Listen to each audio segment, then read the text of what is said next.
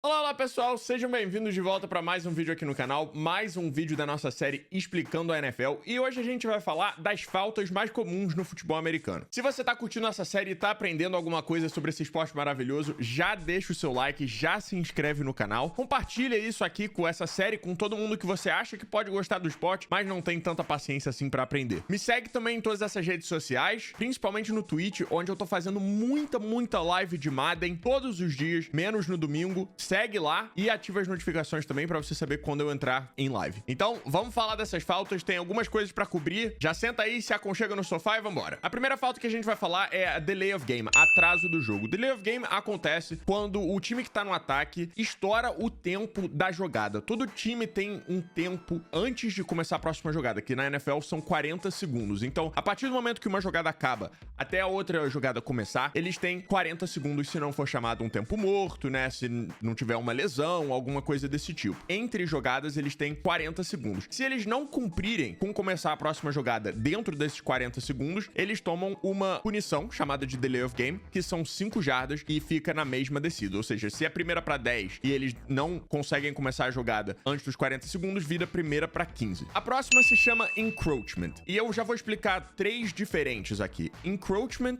offside e neutral zone infraction. São todas muito parecidas. Vamos tentar explicar. Offside, tá?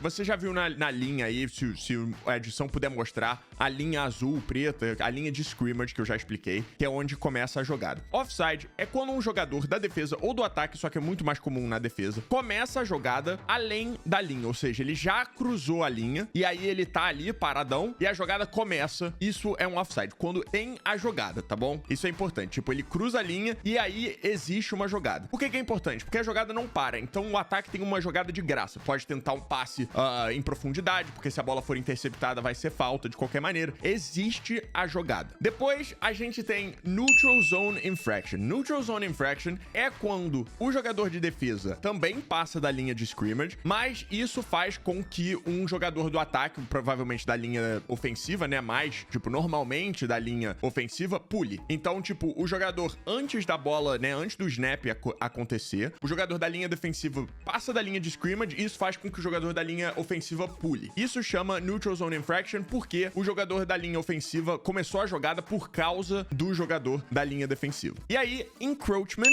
também é parecido, mas o termo é usado quando tem contato da linha defensiva com a linha ofensiva ou de algum jogador de defesa com o jogador de ataque antes da jogada realmente começar. Então, como eu falei no último, neutral zone infraction é se o cara, tipo, pula na linha de scrimmage e o outro reage. Nesse é se ele pula a linha de scrimmage e acaba batendo, tipo, qualquer tipo de contato com o capacete e tal. E todas essas, offside, neutral zone infraction e encroachment, são 5 jardas de punição pra defesa. No caso do offside, pode ser pro ataque, mas é muito raro de acontecer. Aí a gente tem a falta chamada face mask. Face mask é quando um jogador, tanto de defesa ou de ataque, pega na máscara do oponente e puxa de algum jeito. Isso é extremamente perigoso, como vocês podem imaginar. E é uma falta pessoal, né? Eles chamam de personal foul no futebol americano. E são 15 jardas de punição pro time que fizer. E a jogada volta. Então, digamos, numa jogada de ataque, né? Primeira para 10, o running back tá correndo com a bola e acaba fazendo uma face mask. A jogada volta para onde começou e mais 15 jardas para trás. Então agora é uma primeira para 25 jardas por causa da punição. E tem uma diferença, tá? Deixa eu explicar essa diferença que é importante. Eu não sei se muita gente sabe. Quando o jogador de ataque,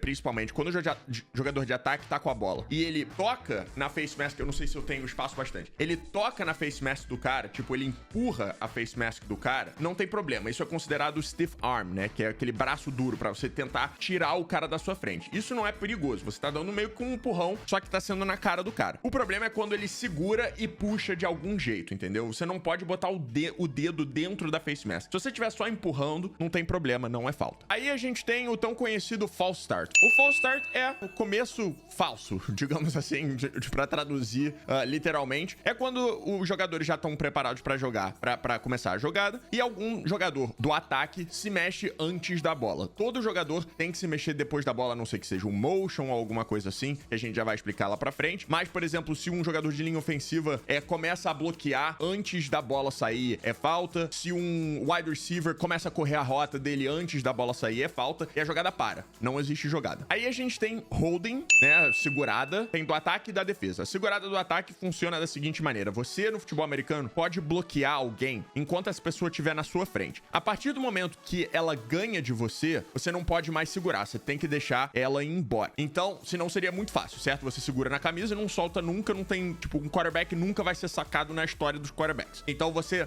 a partir do momento que ela ganha de você ali no movimento defensivo, você é obrigado a soltar. Se você segura ela depois que ela já passou, é holding e são 10 jardas de penalidade daquele lugar da falta. Então, por exemplo, primeira pra 10 do time, pro time que tá com a bola. Running back corre com a bola, ganha, tipo, 15 jardas e nesse momento, depois que ele já ganhou 15 jardas, o wide receiver que tá bloqueando pra ele ali faz um holding. O que acontece? Fica comigo na matemática. Ele já ganhou 15 jardas e a falta ocorreu ali. Então vai ser 10 jardas pra trás disso e ainda vai ser a primeira descida, porque vai repetir a primeira descida. Então vai ser primeira pra 5. Fez sentido? Ele ganhou 15 jardas, depois perdeu 10, o checkpoint continua naquele mesmo lugar, a primeira descida continua naquele mesmo lugar, vai ser primeira para 5 jardas. Se o holding acontecer atrás da linha de scrimmage, que é o mais normal, por exemplo, se o holding acontece com um jogador de linha ofensiva tá bloqueando um jogador de linha defensiva e ele faz o holding, as 10 jardas são adicionadas de onde a última jogada começou, tá?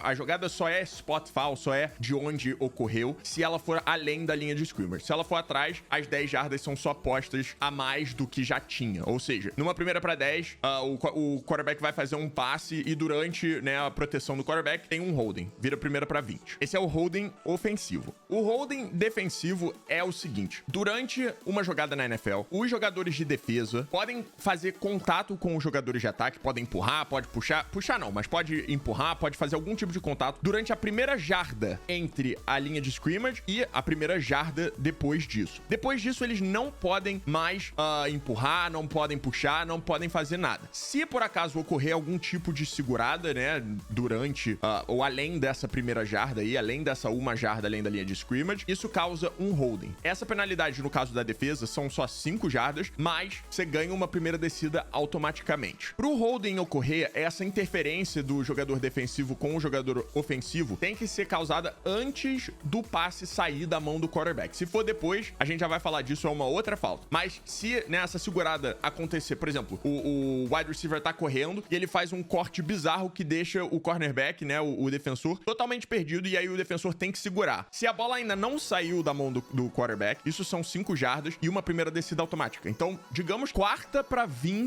descida pra 20, o time precisa de um milagre e ocorre um holding. Eles ganham só 5 jardas? Sim, mas vira primeira pra 10 de novo. A próxima chama Horse Collar Tackle. Horse Collar é muito fácil de explicar. É quando um jogador faz um tackle no oponente pegando por dentro aqui da proteção, né, das costas e puxando. Isso é muito perigoso, obviamente, porque puxa aqui no pescoço. Em alguns lugares, eles já não estão deixando puxar pelo nome também, chama nameplate, né, pelo nome. Então, qualquer área aqui em cima pode ser muito perigoso de puxar. Isso é uma falta pessoal, 15 jardas de punição. Aí a gente tem illegal block in the back, o bloqueio ilegal nas costas. Se tem um jogador retornando um punch, correndo, qualquer tipo de, né, já recebeu um passe e tá correndo com a bola. O time que tá, é parecido com o holding, o time que tá com a bola só pode bloquear outros jogadores na frente ou do lado. Se o cara, tipo, chega por trás e dá um empurrão no maluco, é falta, tá? E são 10 jardas daquele lugar. Então, uma regra que eu já ouvi falar algumas vezes, né, é se você consegue ver o nome do cara, não toca nele, porque se você tocar vai ser bloqueio ilegal nas costas. Illegal block in the back. Aí a gente tem illegal formation, formação ilegal, tá? Só pra você saber, duas coisas precisam acontecer pra uma formação ser legal. Você precisa ter 7 pessoas na linha de scrimmage e 4 pessoas no backfield, ok? Se uma dessas coisas não acontecerem, você tá fazendo uma formação ilegal e são 5 jardas. A jogada repete, ou seja, tipo, ela volta 5 jardas e você fica na mesma descida. Mas existe jogada. Então, por exemplo, se a defesa interceptar uma bola numa illegal formation, ela pode declinar, né? Pode rejeitar a punição e a defesa que fica com a bola. A outra coisa que precisa acontecer pra formação ser legal é que você sempre tem que cobrir os tackles, ou seja, o offensive tackle, né, que fica nos extremos da linha ofensiva, precisa sempre ter algum outro jogador pra fora dele também na linha de scrimmage. Então você não pode ter os seus 7 jogadores da linha de scrimmage, não podem ser os 5 jogadores de linha ofensiva e 2 wide receivers aqui desse lado, tá? Alguém desse lado também tem que estar na linha de scrimmage. Aí a gente tem illegal forward pass, que é o passe pra frente ilegal. Isso pode acontecer de duas maneiras. Se o quarterback já cruzou a linha de scrimmage, ele não pode mais fazer um passe pra frente. E isso é importante, ele tem que cruzar inteiro. Se o dedão do pé dele ainda tiver atrás da linha de scrimmage, vale. É um passe legal. Ele tem que cruzar inteiro a linha de scrimmage e aí ele não pode mais fazer o passe. Isso são 5 jardas e uma perda de descida. Então, uma primeira para 10, o quarterback vai lá, cruza a linha de scrimmage sem querer, faz um passe. Vai ser uma segunda para 15 agora. E o outro jeito, obviamente, se já tiver ocorrido um passe para frente, não pode ter outro, tá? Na NFL só pode ter um passe para frente por jogada. Você pode fazer quantos passes você quiser para trás, mas para frente só pode ter um. Se você fizer outro, é illegal forward pass, mas você muito raramente, eu acho que nunca vai ver isso. A próxima chama illegal hands to the face, né? O illegal use of hands to the face, que é o que eles chamam. É quando um jogador, antes de ter a bola, né? Quando eles estão disputando ali, tipo, a bola tá na mão do quarterback, esse tempo que a bola tá na mão do quarterback, o jogador de linha ofensiva, por exemplo, mete a mão na face mask aqui no queixo do jogador de linha defensiva ou vice-versa. Isso não pode fazer, de novo, por perigo, né? Por precaução. Isso são 10 jardas se o jogador de linha ofensiva fizer isso e 5 jardas mais uma primeira descida automática se o jogador de linha defensiva fizer isso. Eu falei linha ofensiva e linha defensiva, mas eu quis dizer ataque ou defesa de uma maneira geral. Pode acontecer com wide receiver e corner, etc. Aí, meus amigos, a gente tem aqui, talvez a que seja mais difícil de explicar, não mais difícil, enfim, é a intentional grounding. Intentional grounding quer dizer que o quarterback tá se livrando da bola de uma maneira intencional para não sofrer o sec e ele não teve intenção nenhuma de, né, fazer um passe para alguém. Ele só quis jogar a bola no chão, se livrar para não sofrer o sec, para poder, tipo, voltar de onde ele tava da última jogada. Essa é um pouco difícil de explicar. Então, para não ser intentional grounding, duas coisas precisam acontecer. Ou o quarterback precisa arremessar perto de um jogador que pode receber a bola, ou seja, jogadores de linha ofensiva não contam, e perto na NFL quer dizer mais ou menos 10 jardas, ou ele precisa estar fora do tackle box e arremessar a bola além da linha de scrimmage. Vamos lá? Tackle box é uma linha imaginária desenhada onde ficam os offensive tackles, né? Então, pensa assim, aqui tá a linha ofensiva, certo? Os tackles ficam nos extremos. Se você desenhasse umas linhas para baixo assim, tipo, essa parte do meio é a tackle box, é a caixa ali dos tackles. O quarterback precisa estar fora disso, ou seja, ele precisa ter feito algum tipo de scramble para um lado ou para o outro e arremessar a bola além da linha de scrimmage. Então ele não pode só sair e tacar a bola para fora. Ele precisa sair e fazer um passe para frente que seja forte bastante para cruzar a linha de scrimmage. Se alguma dessas coisas não acontecer, ou seja, se ele estiver dentro do box e arremessar o passe além, tipo, mais de 10 jardas longe de alguém porque tá sofrendo pressão, é intentional grounding. Se ele sair do box e arremessar direto pra fora, não sendo além da linha de scrimmage, é intentional grounding. E isso causa 10 jardas e uma perda de descida. Então, de novo, uma primeira pra 10, o quarterback faz isso, é intentional grounding, vira segunda pra 20. É uma péssima punição pra tomar. Aí agora a gente tem a falta que é a mais subjetiva, talvez, da NFL, que é a pass interference, interferência de passe. Na NFL, a ideia é que todo jogador de ataque ou defesa, tenha que ter uma chance de receber a bola. Então, por exemplo, se você é um cornerback, tá correndo com um wide receiver, a bola tá vindo na direção desse wide receiver, você não pode simplesmente segurar ou empurrar ele no chão ou chutar a canela dele, porque senão seria impossível completar qualquer tipo de passe na NFL. Então você tem que dar espaço bastante, você pode estar na área dele, né? Você só não pode fazer contato com ele antes de ele ter uma chance de receber a bola. Ele precisa ter essa chance de receber a bola. Você pode fazer contato com a bola, é óbvio. Você só não pode empurrar ele, puxar ele de alguma maneira,